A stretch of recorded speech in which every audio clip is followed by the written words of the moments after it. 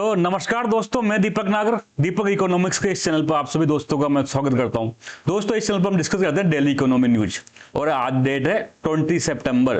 तो दोस्तों, आज एक इंपॉर्टेंट न्यूज है, बेसिकली जो है वो है क्रेडिट रेटिंग से रिगार्डिंग। आप सबसे पहले यहाँ न्यूज देखिए। आफ्टर S&P जापान जो R&I करके एक क्रेडिट रेटिंग एजेंसी है, इसने इंडिया की क्या किया है, क्रेडिट रेटिंग को, सोवरिन क्रेडिट रेटिंग को अपग्रेड किया है। इससे पहले दोस्तों स्टैंडर्ड एंड पुअर्स ने भी अपग्रेड किया था।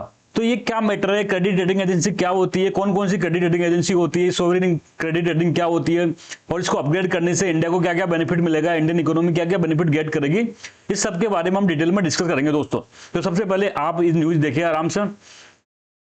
After S&P Japan RBI upgrades India sovereign rating to BBB। तो दोस्तों, सबसे पहले तो हम क्रेडिट रेटिंग एजेंसी के बारे में कुछ कंसेप्ट जानेंगे, उसके बाद आगे बढ़ेंगे। सबसे पहले तो आप ये जानो कि क्रेडिट रेटिंग एजेंसी होती क्या है। तो आप लोगों ने फाइनेंशियल मार्केट का नाम सुना होगा। जैसे सब्जी मंडी में सब्जी मिलती है, वैसे फाइनेंशियल मार्केट में फाइनेंस मिलता है दोस्तों। किसी को पैसा चाहिए, कोई कंपनी है उसको बिजनेस करना, तो वहां पर पैसा ले सकता है, चाहे वो अडानी हो, चाहे अंबानी हो, कोई छोटी कंपनी हो। इसके बेसिकली दो पार्ट होते हैं। एक तो मनी मार्केट होता है, money market less than 1 year के लिए होता है दोस्तों। इसकी आज हम चर्चा नहीं करेंगे, बाद में करेंगे। कैपिटल मार्केट होता है दोस्तों। Capital market more than 1 year होता है, ग्रेटर देन 1 ईयर होता है। किसी को 1 साल से ज्यादा फाइनेंस चाहिए तो कैपिटल मार्केट में जाता है। तो इसको कंट्रोल करता है दोस्तों सेबी। आपने सेबी का नाम सुना होगा, बार बार में न्यूज में रहता है, security and exchange board of India. अभी कल परसों में मैं भी न्यूज में था, वो अडानी को क्लीन चिट दे दी थी इंडियन बैंक मामले में, तो वो ठीक है। तो सेबी इसका रेगुलेटर है। इसमें देखो दो तरह से पैसा इकट्ठा किया जा सकता है, दो ही तरह से पैसा इकट्ठा होता है। या तो आप बोरो कर लो, पैसा उधार ले लो, या फिर आप अपने शेयर जारी कर दो। शेयर जारी करोगे तो आपको क्या करना पड़ेगा, ओनरशिप देनी पड़ेगी, लेकिन बोरोइंग में ओनरशिप नहीं देनी पड़ेगी। बोरोइंग के लिए दोस्तों दो तरह के इंस्ट्रूमेंट होते हैं, वो आप सबने सुना होगा, डेट। एक तरह से बोरोइंग क्या होता है, डेट इंस्ट्रूमेंट कहते हैं इसको दोस्तों। एक तो होता है बॉन्ड, सुना होगा आपने, येस बैंक ने बॉन्ड जारी कर दिया, SBI ने बॉन्ड जारी कर दिया। एक होता है डिबेंचर।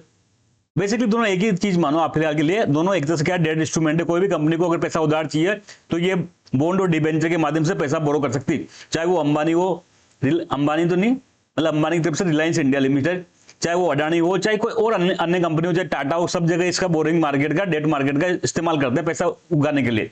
ठीक है दोस्तों, इक्विटी मार्केट शेयर जारी करते हैं ज्यादा कंपनियां, जो लिस्टेड कंपनियां होती है, बेसिकली जो शेयर जारी करती थी वो लिस्टेड हो जाती है। तो यहां तक बात ठीक है। अब कंपनी को चाहिए बोरोइंग करना, ठीक है, डेट इंस्ट्रूमेंट चाहिए एक तरह से। कोई भी कंपनी अगर अब सपोज अपना बॉन्ड और डिबेंचर जारी कर रही है, और मैं एक इन्वेस्टर हूं, सपोज करो ये A एक इन्वेस्टर है, B एक इन्वेस्टर है। अब इसको कैसे पता है कि इसने जो डेट इंस्ट्रूमेंट जारी कर रही है ये टाइम पर रिपेमेंट कर देगा। ऐसा भी हो सकता है कोई भी कंपनी पैसा लेने बाजार में आई और वो हो सकता है पैसा उधार ले लिया, बाद में चुका नहीं पाए, तो इसका इन्वेस्टर का पैसा डूब जाएगा दोस्तों।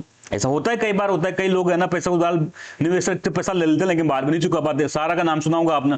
सारा कितना बड़ा स्कीम था, करीब 20,000 करोड़ के आसपास। सारा के मालिक, सारा के जो आम जनता के पैसे डूब गए थे।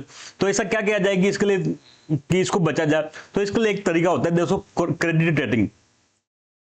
क्रेडिट रेटिंग दोस्तों क्या होता है, अगर जैसे करो सब कोई कंपनी है, कोई XYZ है, अगर कोई ये हमको बता दे या फिर इसको कोई रेटिंग दे दे कि ये अच्छा है बुरा है, ये आम जिंदगी में भी होता है।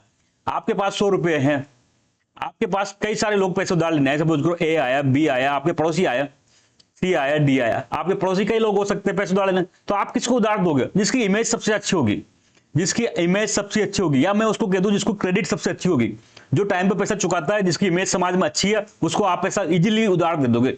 लेकिन जिसकी इमेज सही नहीं है, पहले पैसे कभी डुबा चुका है, या पहले उसने कभी डिफॉल्ट कर चुका, तो ऐसे लोगों को आप पैसा नहीं दोगे। सेम होता है दोस्तों, ऐसे जैसे कि परिवार में भी या एक सोसाइटी में भी होता है, किसी की रेटिंग बहुत अच्छी होती है, किसी की इमेज बहुत अच्छी होती है, किसी की थोड़ी इमेज मीडियम होती है।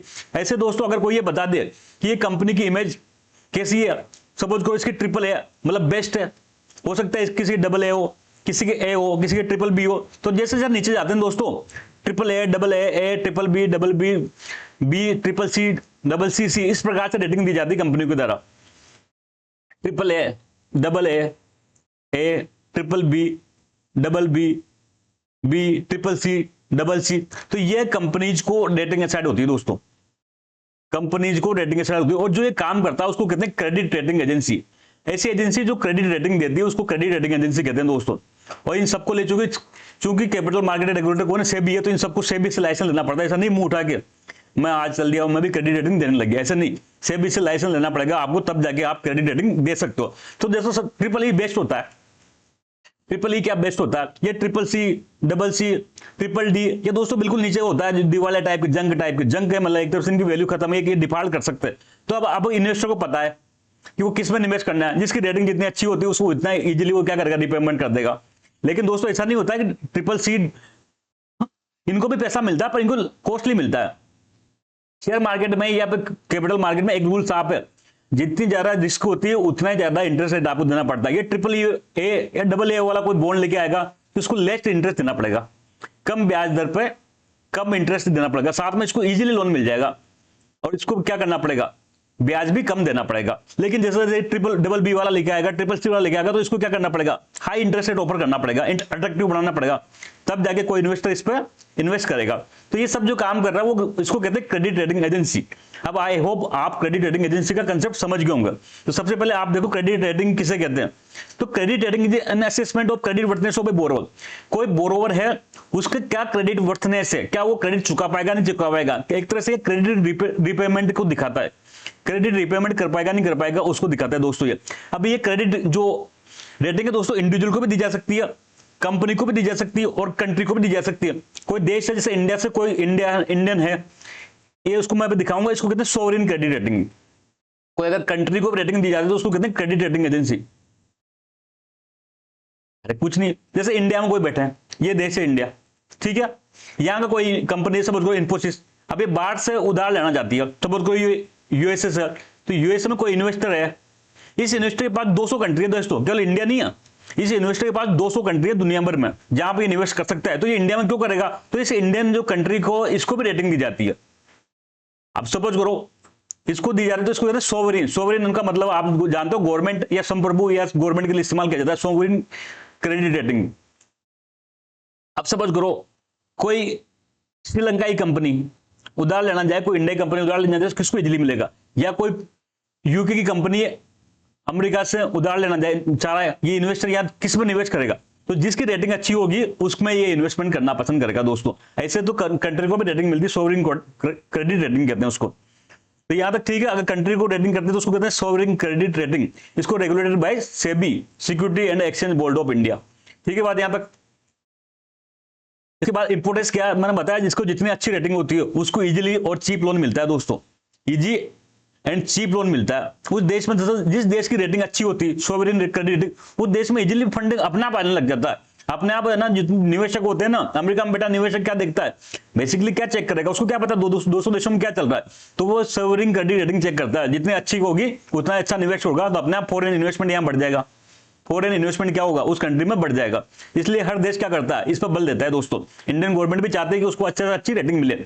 क्या क्या पैरामीटर होते हैं, अब कोई बाहर से जो कोई कंपनी या कोई क्रेडिट रेटिंग एजेंसी किसी देश को रेटिंग देती तो क्यों दे रही, उस देश की जीडीपी ग्रोथ रेट कैसी है, उस देश में इन्फ्लेशन कैसी है, उस देश में कितना कर्ज है, क्या वो देश पहले ही कर्ज में डूबा हुआ है, तो और कर्ज लेगा तो कैसे चुका पाएगा, तो डेट टू जीडीपी रेशियो किसी है, वहां पर पॉलिटिकल स्टेबिलिटी है नहीं, क्या नेपाल की तरह है क्या वहां ऐसे प्राइम मिनिस्टर को गद्दी छोड़ के भागना पड़ा। तो ये सब चीजें देख के आधार पर ये क्रेडिट रेटिंग एजेंसी दोस्तों उसको क्रेडिट रेटिंग देती है। अब दुनिया भर में कई सारी क्रेडिट रेटिंग एजेंसी है। इंडिया में देखो कुछ तो इंटरनेशनल क्रेडिट रेटिंग एजेंसी काम करती है जो पूरी दुनिया में काम करती है, कुछ इंडिया के अपने डोमेस्टिक भी है, देसी भी है जो हमने खुद ने बनाई है।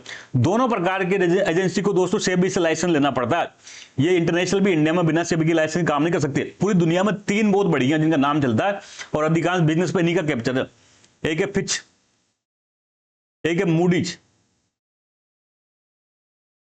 और एक है दोस्तों S&P, स्टैंडर्ड एंड पुअर। ये दुनिया में 3 सबसे बड़ी क्रेडिट एजेंसी है जो पूरी दुनिया में रेटिंग देती है। इनको बिग 3 कहते हैं। डोमेस्टिक में भी कई सारी है, क्राइसिल है, इकरा है, ब्रिक वर्क है, ये इनका नाम याद रखना दोस्तों, कई एग्जामों में पूछा गया है। ये निम्न में से क्या है, नाम दे देंगे, ब्रिक वर्क क्या है, तो आपको याद होना चाहिए क्रेडिट रेटिंग एजेंसी है। आप यहां देख सकते हैं दुनिया में इंटरनेशनल में सबसे बड़ी कौन सी है, तो दुनिया में 4-5 टॉप है। सबसे बड़ी Fitch, Moody's, Standard and Poor's USA की है बेसिकली ज्यादातर, ये एक Morningstar DBRS, Morningstar DBRS, और लास्ट में जो जापान की फर्म है जिसने अभी इंडिया की अपग्रेड करी है वो दोस्तों है R&I।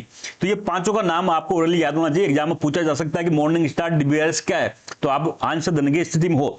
Rating and investment information Japan R&I। इसके अलावा दुनिया इंडिया में डोमेस्टिक क्राइसिल सबसे पुरानी है दोस्तों, 1987 में इसकी स्थापना की गई थी। फिर इसके बाद इकरा है, केयर एज है, ब्रिक वर्क है, SMER है जिसको आजकल एक्वाइट बोलते हैं दोस्तों, पिच इंडिया है जिसको इंड आरए भी कहते हैं, और लास्ट में इन्फोमेटिक्स है। ऐसे करीब लगभग 7 के आसपास इंडिया में क्या डोमेस्टिक है। तो ये सब 12 का आपको नाम याद होना चाहिए, एग्जाम में पूछा जा सकता है। इसके बाद देखो ये रेटिंग कैसे देती है, मैंने बताया AAA, AA+, AA minus, A+, A minus, BBB+, BBB minus, BB minus, B minus, ऐसे इस प्रकार रैंकिंग देती है। मैंने स्टैंडर्ड एंड पुअर्स की बताई है आपकी, और भी कंपनियां देती है पर थोड़ा चेंज हो जाता है, हल्का फुल्का चेंज होता है, बाकी मोटा मोटी यही पैटर्न रहता है। तो ट्रिपल ए बेस्ट होता है, ये BBB से BB ब्रांच तक ट्रिपल ए ये इन्वेस्टमेंट ग्रेड मानी जाती है। उसके नीचे दोस्तों जंग बोर्ड मानी जाती है, नॉन इन्वेस्टमेंट ग्रेड। इसके नीचे मतलब इन्वेस्टमेंट करने की सलाह नहीं दी जाती, लेकिन फिर भी कोई रिस्क लेना चाहता है तो इन्वेस्टमेंट कर सकता है। तो आप समझ के बात है आपको यहाँ को।